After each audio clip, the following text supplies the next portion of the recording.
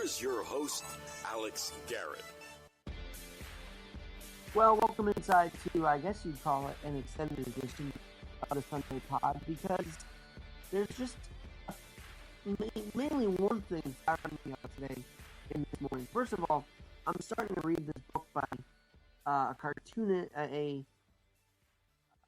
artist slash cartoonist, Jessica Abel. And Jessica created this whole book. It's called Out on the Wire, which is in partnership with the Ira Glass and This American Life, and about storytelling. And reading this book, Out on the Wire, has actually been sort of a training tool to, learn how to maybe talk more anecdotally or more in a storytelling way. We're going to work on that. But the next thing that I started to do was listen to an audiobook.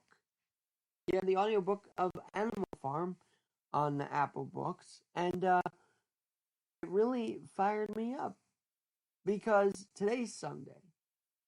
It is Three Kings Day, and Three Kings Day still brings us back to the birth of Christ and their journey from Orient to find the star in the east, and then they get to the manger, bearing myrrh, gold, and frankincense.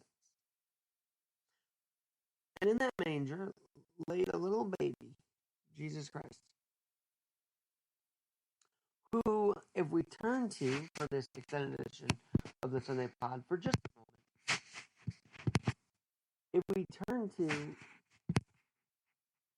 John 9 of the International New International Version, John writes, beautifully by the way, as he went along, he saw a man blind from birth. His disciples asked him, Rabbi, who sinned, this man or his parents, that he was born blind? And this next quote by Jesus is, to me, a symbol of the disabled community. You may not agree with me, but listen to what Jesus says next. Neither this man nor his parents sinned, said Jesus. But this happened so that the works of God might be displayed in him. In him. As long as it is day, we must do the works of him who sent me. Night is coming, no one can work. While I am in the world, I am the light of the world. And sure enough, after saying this, he spit on the ground, made some mud with the saliva, put it on the man's eyes, told the man, go, wash in the pool of Siloam, which means sent. So the man went and washed and came home seeing. His neighbors and those who had formerly seen him begging asked, isn't this the same man who used to sit and beg? Some claimed that he was. Others said, no, he only looks like him. But he himself insisted, I am the man. How then were your eyes open? They asked. He replied, the man they called Jesus made some mud and put it on my eyes. He told me to go to Siloam and wash. So I went and washed. And then I could see. Where is this man? They asked him. I don't know. The reading continues that the Pharisees want to investigate the healing. But the man did see, and Christ healed him. That little baby that the three kings today, we honor today, made the trip to bring gifts for, healed a man's sight. Now, I believe science is working to cure blindness, if I'm not mistaken. But until then, the question becomes, how do we adapt the Bible for those who cannot see? How can they have faith through audio? And when I was listening to a bit of this audiobook, I'm not going to lie, Alex Garrett podcasting, it hit me. Audiobooks are an adaptation. Some people might want to listen to it because they can't stand reading. But ultimately, we should look at these audiobooks as an adaptation for those who cannot see. And the hours recording these books, I can't imagine. But these voiceover people probably do it for the love of audiobooks. Do they not? I'd love to get some audiobook voiceover artists on here to talk to them about this. Because they are doing a work, and maybe even a work of God, by adapting something that the blind cannot see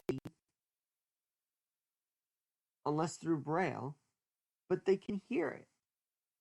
And that's exactly what James Earl Jones has done with the Bible. So many argue Morgan Freeman is the voice of God.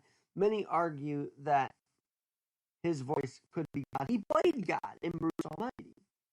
But I'd also take James Earl Jones any day to give us the Bible. So Topics Media Group partnered up, and I guess they did this years ago, with James Earl Jones, entitled it James Earl Jones Reads the Bible. The man who made so much off saying, "Luke, I am your father," now talks about the Father, the Holy Father, for 17 hours and 15 minutes. Do you think a man of faith, do you think a man who wanted to do it just for money would spend that much time? No, I believe James Earl Jones spent 17 hours. And, well, that's the length of it. Imagine the recording of it. Imagine the recording that James Earl Jones did. He adapted the Bible for those who cannot see, and maybe those on the go in the car, but let's focus on those who cannot see. Because he's doing the work of God by doing this translation through audiobook. And so those who do audiobooks are doing the work of God, are they not? John 9, a man becomes healed, a blind man can see. Thanks be to God and Jesus. And I want to leave this note on this Sunday. For anyone who wonders if they did something wrong for their kid to become disabled, no. This happened so that the works of God might be displayed in him or her. God has us here for a reason. And on January 9th, reading this book and listening to a bit of the audiobook, I'm very, very convinced that reason just appears to us. I mean, I was literally reading this book by Jessica Abel, and they mentioned, the very last thing I read was, it is an ancient storytelling structure, says Ira Glass, This American Life. Really, it's the structure, essentially, of a sermon. You hear a little story from the Bible, and the clergy person tells you what it means. And to me, that was a sign of God, and I'm not a clergy person. That was a sign of the Lord to just go on with this podcast. I appreciate Jeff Murdoch joining me. I really do. But I also truly appreciate, as I'm doing this podcast now, I truly appreciate James Earl Jones for taking hours to record for 17 hours and 15 minutes the word of the Lord. That is God's work right there. So those in the audiobook industry, I commend you. I don't know how many hours you spend in that studio. I don't even know how much you make. But just know, you're doing an act of God. And this Sunday, the day that, yes, the three kings have traveled so far to that little manger to give those gifts of myrrh, frankincense, and gold. Thanks be to you for carrying on what that little baby Christ did as an adult healing a blind man's sight. Now, okay, you could say God made Saul blind, and he has also done things when they don't abide by him. But at the end of the day, he heals. He healed Saul, who became Paul, through that act. Remember, Paul, when he was Saul, was stoning actual Christians. He collected the coats, and then God said, "Wake up," and he made him blind. Now, I don't think it was permanent. I think it was temporary, but that had to happen for him to actually see God. Here, a man, and after being healed by Christ, the blind man was proud to say, "Yes, the man they call Christ healed my sight." And he no longer became a beggar. So, when you're listening to this audiobook and because you don't want to read a sentence, and maybe it's easier to not read it all, think also that these words, this is not just for you. This is for those who cannot see. And for James Earl Jones, and I'm sure there are tons of other audiobooks out there, to continue this work of the story of the blind man being healed by Christ through this audiobook is pretty special. And I don't know, I just felt it on my soul to talk about this today, an extension of it, and it's an adapting podcast. It is an adaptation. It's an adaptation that has been around for years. I know, I'm kind of late to the party with this. However, when you actually delve into it and say, whoa, what could be the bigger meaning of these audiobooks? Yeah, it serves a purpose. So if you're an audiobook voiceover person, I thank you. As I said, I thank you for spending hours in studio recording line after line from great books like Animal Farm and The Great Gatsby and,